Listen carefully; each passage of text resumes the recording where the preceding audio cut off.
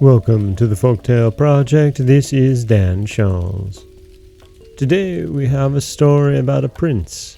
And, well, the prince is Autumn. This is a story by Carl Ewald, the Danish novelist, poet, and fairy tale writer.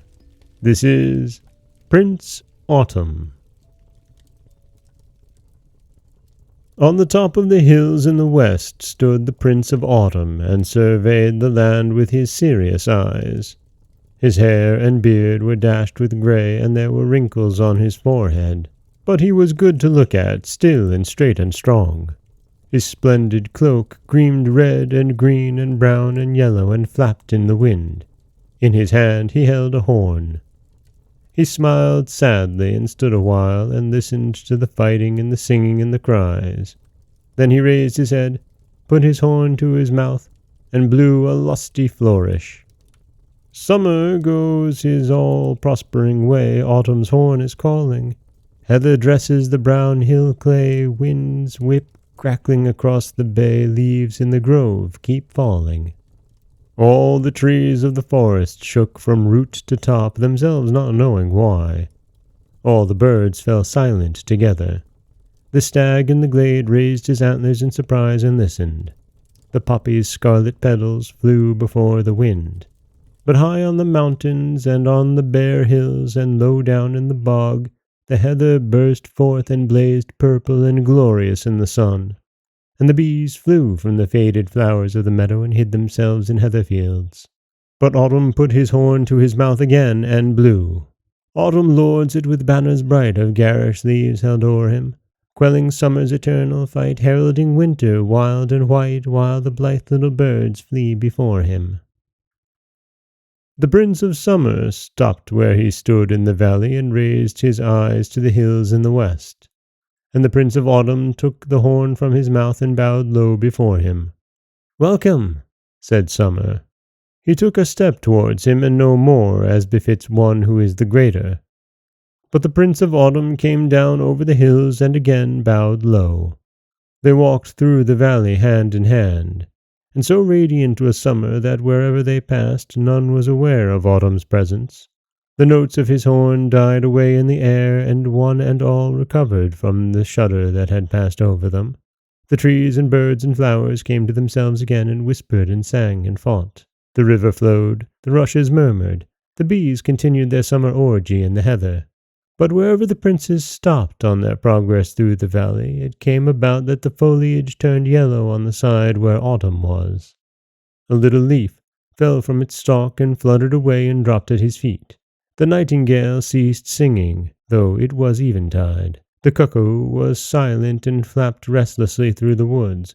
The stork stretched himself in his nest and looked toward the south, but the princes took no heed. "Welcome," said Summer again. "Do you remember your promise?" "I remember," answered Autumn. Then the Prince of Summer stopped and looked out over the kingdom where the noise was gradually subsiding. "Do you hear them?" he asked. "Now do you take them into your gentle keeping?" "I shall bring your produce home," said Autumn. "I shall watch carefully over them that dream. I shall cover up lovingly them that are to sleep in the mold. I will warn them thrice of winter's coming." "It is well," said Summer. They walked in silence for a time, while night came forth. "The honeysuckle's petals fell when you blew your horn," said Summer. "Some of my children will die at the moment when I leave the valley, but the nightingale and the cuckoo and the stork I shall take with me." Again the two princes walked in silence. It was quite still, only the owls hooted in the old oak. "You must send my birds after me," said Summer. "I shall not forget," said Autumn. Then the Prince of Summer raised his hand in farewell, and bade Autumn take possession of the kingdom. "I shall go tonight," he said, "and none will know save you. My splendor will linger in the valley for a while, and by the by, when I am far away and my reign is forgotten, the memory of me will revive once more with the sun and the pleasant days." Then he strode away in the night. But from the high tree-top came the stork on his long wings, and the cuckoo fluttered out over the tall woods, and the nightingale flew from the thicket with her full-grown young. The air was filled with the soft murmurings of wings. Autumn's dominion had indeed begun on the night when summer went away, with a yellow leaf here and a brown leaf there, but none had noticed it. Now it went at a quicker pace, and as time wore on, there came even more colors and greater splendor. The lime trees turned bright yellow, and the beech bronze, but the elder tree even blacker than it had been. The bellflower rang with its white bells where it used to ring with blue, and the chestnut tree blessed all the world with its 5 yellow fingers. The mountain ash shed its leaves, that all might admire its pretty berries. The wild rose nodded with 100 hips. The Virginia creeper broke over the hedge in blazing flames. Then Autumn put his horn to his mouth and blew. The loveliest things of Autumn's pack in his motley coffers lay, red mountain berries, hips sweet as cherries, sloes blue and black he hung upon every spray. And the blackbird and thrush chattered blithely in the copsewood, which gleamed with berries, and 1,000 sparrows kept them company. The wind ran from one to the other, and puffed and panted to add to the fun. High up in the sky the sun looked gently down upon it all, and the Prince of Autumn nodded contentedly and let his motley cloak flap in the wind. "I am the least important of the 4 seasons, and am scarcely lord in my own land," he said. "I serve 2 jealous masters, and have to please them both, but my power extends so far that I can give you a few glad days." Then he put his horn to his mouth and blew. "To the valley revellers hie! They are clad in autumnal fancy dresses, they are weary of green and faded tresses. Summer has vanished, winter is nigh. Hey, fol-de-rol-day for autumn!" But the night after this happened, there was tremendous disturbance up on the mountain peaks, where the eternal snows had lain both in summer's time and spring's. It sounded like a storm approaching. The trees grew frightened, the crows were silent, and the wind held its breath. Prince Autumn bent forward and listened.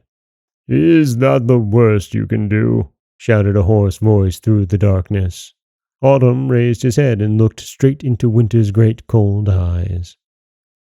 "Have you forgotten the bargain?" asked Winter. "No," replied Autumn, "I have not forgotten it." "Have a care," shouted Winter. The whole night through it rumbled and tumbled in the mountains.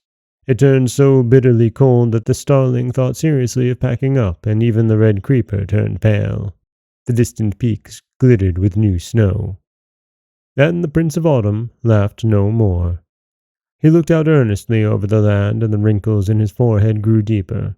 "It must be so, then," he said. Then he blew his horn.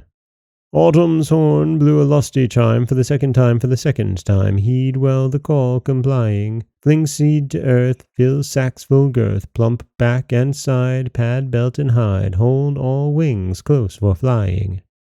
Then suddenly a terrible bustle arose in the land, for now they all understood. "Quick," said Autumn. The poppy and the bellflower and the pink stood thin and dry as sticks with their heads full of seed. The dandelion had presented each one of his seeds with a sweet little parachute. "Come, dear wind, and shake us," said the poppy. "Fly away with my seeds, wind," said the dandelion. And the wind hastened to do as they asked. But the beech cunningly dropped his shaggy fruit onto the hare's fur, and the fox got one also on his red coat. "Quick now," said Autumn. "There is no time here to waste."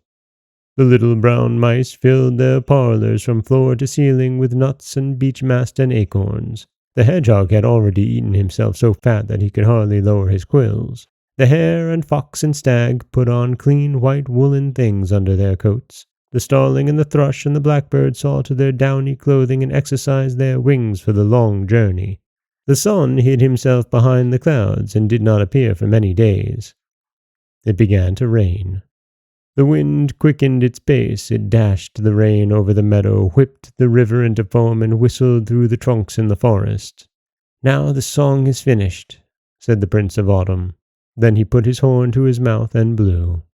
Autumn's horn blew a lusty chime for the last time, Ways close when need is sorest, land birds fly clear, plunge frogs in mere, bee lock your hair, take shelter bear, fall, last leaf in the forest. And then it was over. The birds flew from the land in flocks, the starling and the lapwing, the thrush and the blackbird all migrated to the south. Every morning before the sun rose, the wind tore through the forest and pulled the last leaves off the trees. Every day the wind blew stronger, snapped great branches, swept the withered leaves together into heaps, scattered them again, and at last laid them, like a soft, thick carpet, over the whole floor of the forest. The hedgehog crawled so far into a hole under a heap of stones that he remained caught between two of them and could move neither forwards nor backwards. The sparrow took lodgings in a deserted swallow's nest. The frogs went to the bottom of the pond for good, settled in the mud with the tips of their noses up in the water and prepared for whatever might come. The Prince of Autumn stood and gazed over the land to see if it was bare and waste, so that winter's storms might come buffeting at will and the snow lie wherever it pleased. Then he stopped before the old oak and looked at the ivy that clambered right up to the top and spread her green leaves as if winter had no existence at all. And while he looked at it, the ivy flowers blossomed. They sat right at the top and rocked in the wind. "Now I'm coming," roared Winter from the mountains. "My clouds are bursting with snow, and my storms are breaking loose. I can restrain them no longer." The Prince of Autumn bent his head and listened.